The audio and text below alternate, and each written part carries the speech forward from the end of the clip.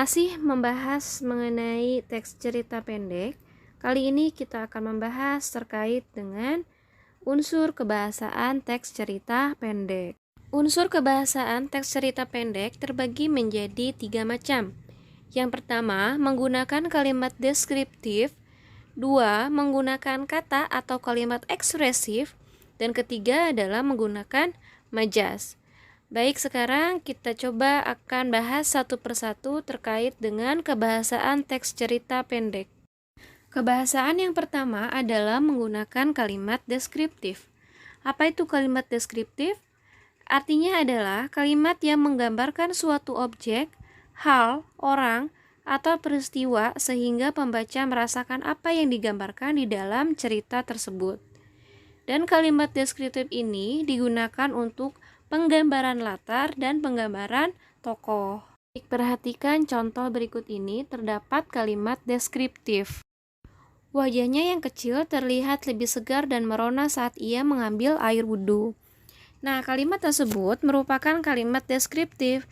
Kenapa? Karena menggambarkan tokoh, yaitu ketika mengambil air wudhu, wajahnya itu merona. Nah, itu merupakan kalimat deskriptif yang menggambarkan tokoh. Contoh yang kedua adalah Halia menunjukkan pemandangan sekitar desanya yang indah. Kalimat tersebut masih masuk ke dalam kalimat deskriptif yang menggambarkan latar. Desanya yang indah seperti terdapat bunga-bunga, pohon, dan lain sebagainya. Unsur kebahasaan yang kedua adalah menggunakan kalimat ekspresif. Artinya, penggunaan kata atau kalimat yang mampu mengekspresikan perasaan pengarang melalui tuturan tokoh. Seperti pada contoh berikut ini. Wah, betapa terharunya aku saat menghafal Al-Quran dengan cepat. Nah, berarti mengekspresikan apa? Mengekspresikan bangga, senang, bahwa bisa menghafal Al-Quran dengan sangat cepat. Contoh yang lainnya adalah, menyebalkan sekali, seharusnya aku tidak mendapatkan nilai 0 jika semalam aku belajar. Nah, berarti mengekspresikan apa? Mengekspresikan rasa marah, kesal, karena dapat nilai 0.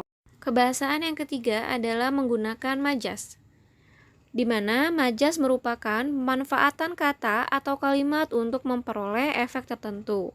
Dengan majas, teks akan memiliki efek lebih indah, imajinatif, atau ekspresif. Dan berikut beberapa majas yang sering digunakan dalam cerita pendek. 1. Majas repetisi, artinya adalah majas perulangan kata, frasa, atau kalimat yang dianggap penting. Contohnya adalah, setiap hari, setiap waktu, dan setiap saat, aku selalu terbayang wajah ibuku yang sejuk. Di mana pengulangannya, yaitu terdapat pada kata setiap. Jadi fungsinya adalah untuk memberikan tekanan pada bagian yang diulang, yaitu pada kata setiap. 2. Majas eufemisme, artinya majas yang menghaluskan kata-kata yang dianggap kasar atau kurang sopan. Contohnya adalah, di lampu merah kita bisa menemui tunawisma, di mana letak eufemismenya yaitu pada kata tunawisma yang artinya adalah gelandangan. 3. Majas litotes, artinya adalah majas yang merendah-rendahkan diri sendiri agar terkesan tidak sombong. Sebagai contoh, maaf tante, saya hanya dapat membawakan bingkisan sekadarnya. Padahal makanannya itu sangat mewah sekali. Terdapat pada kata apa litotesnya, yaitu membawa bingkisan sekadarnya. Majas yang keempat adalah majas pleonasme, yang artinya majas yang menggunakan beberapa kata bersinonim atau keterangan tambahan secara bersamaan dalam satu kalimat.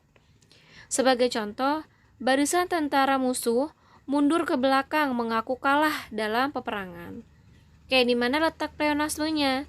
Yaitu terdapat pada kata mundur ke belakang, karena mundur sudah pasti ke belakang. Jadi penggunaan katanya itu berlebihan atau sebagai keterangan tambahan. 5. Majas hiperbola, artinya majas yang memberi makna secara berlebihan. Contohnya, kritik pedasnya tak berhenti-henti menusuk-nusuk hatiku. Di mana letak hiperbolanya? Yaitu terdapat pada kata menusuk-nusuk. Nah, itu adalah sesuatu hal yang berlebih-lebihan. Contoh lain adalah harga cumi menggila di pasar.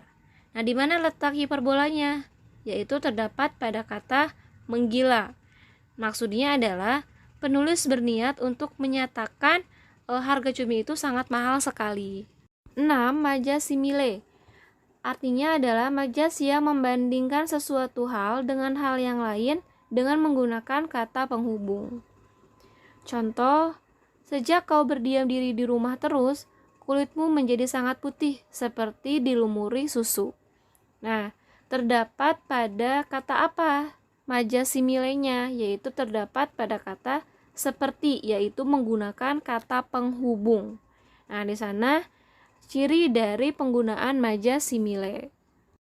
7 adalah majas metafora, artinya majas yang menggunakan perlambangan untuk menyatakan sesuatu. Contohnya, si jago merah berhasil melahap hampir semua perumahan yang ada di Depok. Metaforanya apa? Yaitu si jago merah yang artinya adalah api. Contoh lain, Dewi Malam telah keluar dari peraduannya. Di mana letak metaforanya? Yaitu terdapat pada kata Dewi Malam yang artinya adalah bulan. Jadi memperlambang untuk menyatakan sesuatu hal. 8. Majas personifikasi, artinya adalah majas yang mengumpamakan benda mati menyerupai manusia. Contohnya adalah pohon bambu di belakang rumah berbisik-bisik tertiup angin sakit.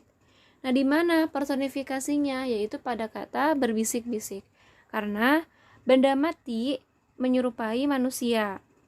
Contoh lainnya seperti hujan itu menari-nari di atas genting. Di manakah letak personifikasinya? Yaitu pada kata menari-nari. Hujan itu menari-nari. Majas yang terakhir adalah majas ironi, yang artinya majas yang menyatakan suatu hal secara berkebalikan dengan maksud menyindir. Contoh, dia orang yang sangat tepat waktu. Dia hadir saat acara sudah usai dan semua tamu undangan telah bubar. Baik, mungkin untuk pertemuan kali ini kita cukupkan mengenai materi unsur kebahasaan teks cerita pendek.